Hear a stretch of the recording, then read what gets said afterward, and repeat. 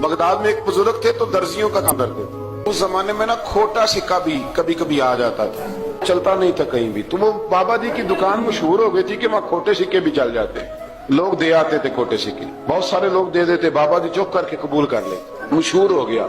जो भी जाता खोटे सिक्के दे आता, बाबा जी कबूल कर ले।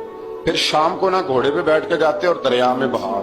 एक दिन कुछ बंदे खोटे सिक्के लेके आ गए, तो बाबा जी अभी मुसल्ले पे थे, नमाज पढ़ रहे थे, तो बेटे ने कपड़े दिए तो खोटे सिक्के वसूल किए। तो वो खोटे सिक्के देने वाला शख्स खोटे सिक्के दे रहा था, तो वो बच्चा कहने लगा तुमने बड़ी अच्छा बेवकूफ बनाया मेरे अब्बा को, खोटे सिक्के दे ले जाओ। कहने लगा तुम्हें वाकई नहीं पता चलता खोटे हैं? कहा अब्बा जी का नहीं मुझे पता, पर मुझे तो पता है ना।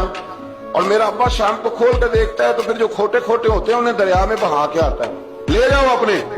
उतनी देर में बुजुर्ग नमाज से फारिग हुए, कहने लगे नहीं नहीं बेटे रख ले, खोटे ही रख ले। कहा जनाब क्यों? फरमाने लगे मैं खोटे इसलिए रख लेता हूँ कि लोगों ने पैसों में मिला के दूसरों को भी तो देने हैं ना, तो मैं चाहता हूँ चलो बाकी लोग नुकसान से बच जाएं, हमारा तो गुजारा हो ही रहा है, बाकी लोग नुकसान से बच जाएं। और फरमाया फिर मैं शाम को जाके दरिया में डाल के आता हूँ कि कहीं मेरी औलाद भी इनको आगे ना चला दे। मैं चाहता हूँ कि और लोग इस काम से बच जाएं। दरवेश कहते हैं कि जब उस बाबे का आखिरी वक्त आया ना, तो जो उसने जुमला कहा मेरा कलेजा फट गया। आखिरी वक्त जो उसने दुआ मांगी, तो फरमाते हैं मेरे अंदर वजद और कैफ की सूरत पैदा हो गई।